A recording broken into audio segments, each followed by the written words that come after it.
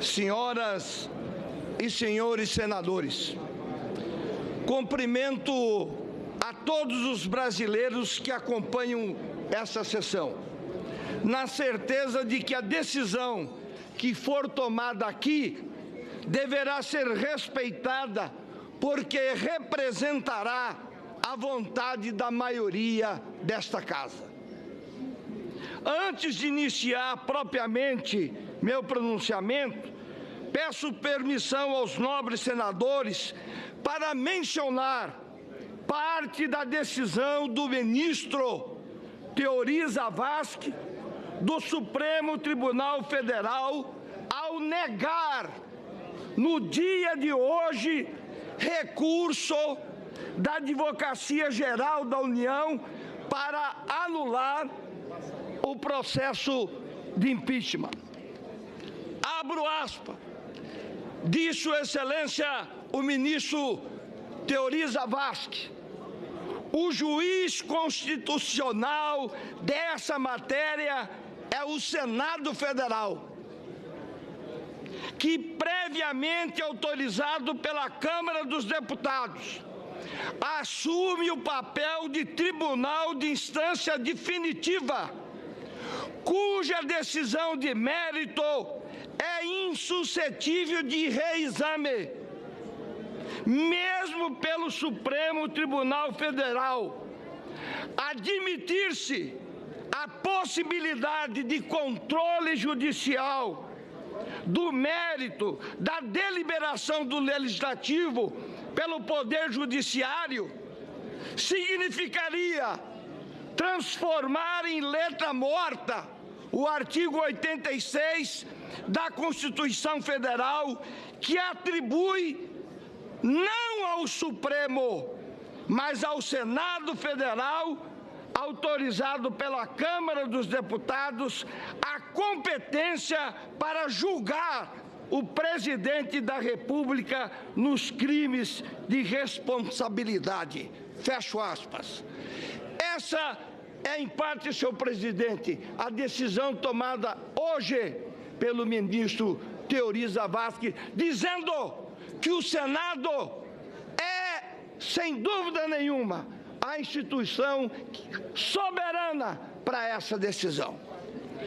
Dito isso, senhor presidente, nobres pares, confesso que hoje é um dia importante nesses 36 anos de carreira política, que remonta desde 1982, quando fui eleito, ainda muito jovem, vereador em Campo Grande, a capital de Mato Grosso do Sul. De lá para cá, conquistei outros 7 mandatos populares, 3 de deputado estadual, 3 de deputado federal e agora senador da República pelo meu querido estado do Mato Grosso do Sul. Hoje, em especial, estou aqui para participar desta sessão, convicto de que meu voto está alicerçado em cima de evidências robustas, o que me leva a concluir que há elementos suficientes para abrir processo contra a presidente Dilma Rousseff por crime de responsabilidade. E faço isso embasado no extraordinário relatório desse extraordinário homem público que é o senador Antônio Anastasia. O histórico de irregularidades cometida pela presidente começou em 2013, uma espécie de ensaio para o que viria a ser feito em 2014, o ano eleitoral. As tais pedaladas fiscais, na verdade, para mim, um eufemismo de fraudes fiscais, geraram desvio no resultado das eleições de 2014. E isso fica claro quando acessamos dados disponíveis sobre as contas do governo de 2013 a 2015. Os crimes fiscais cometidos pela presidente estão claros para a população brasileira.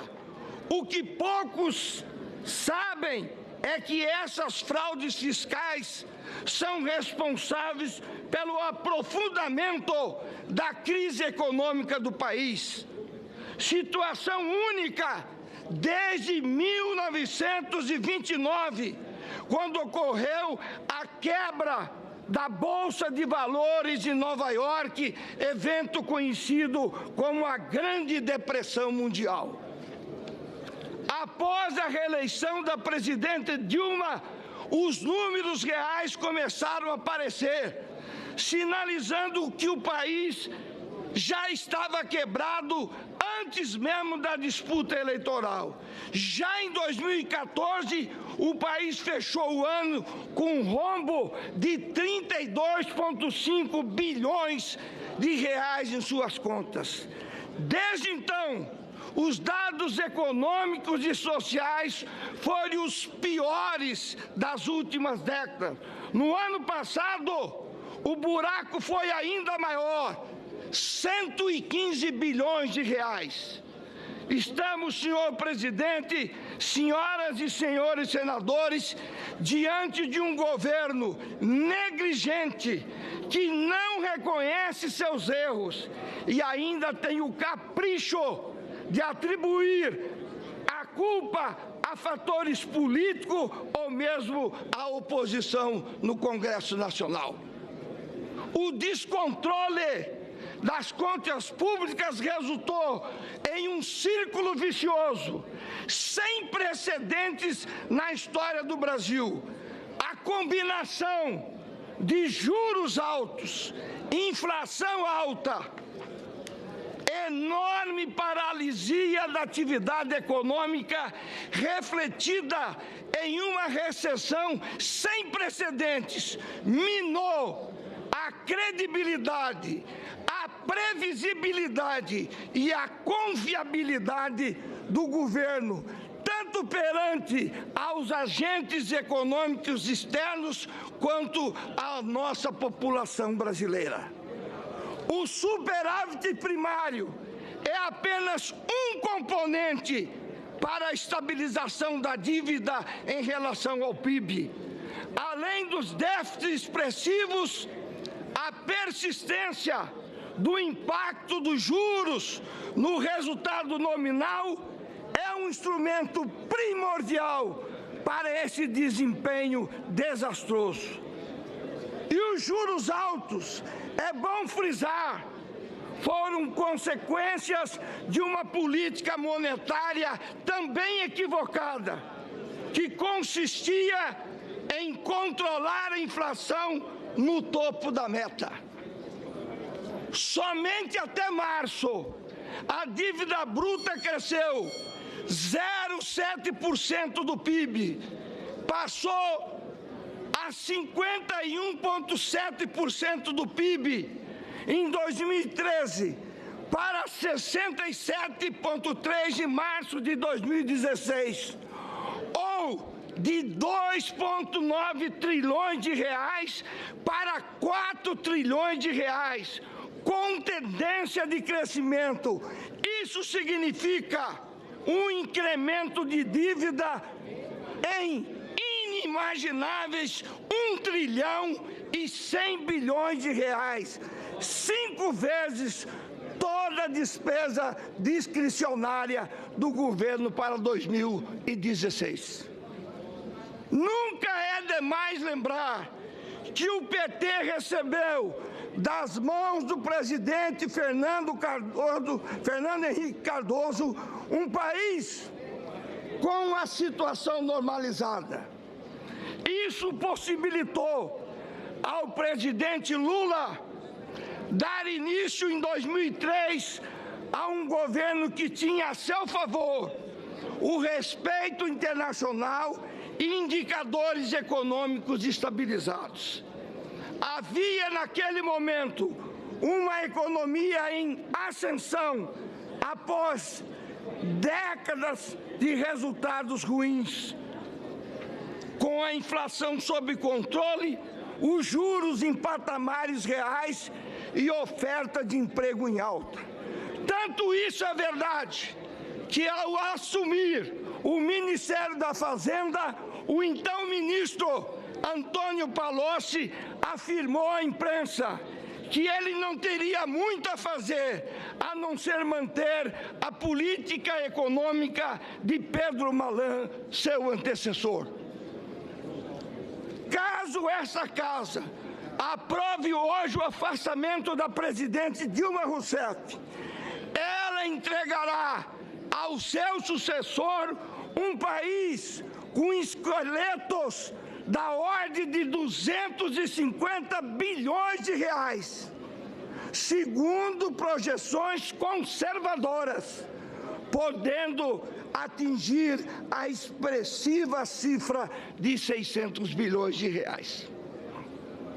Repito, o futuro presidente, se essa casa assim decidir, assumirá o governo com herança de mais de 250 bilhões de reais, com os piores indicadores econômicos dos últimos 30 anos.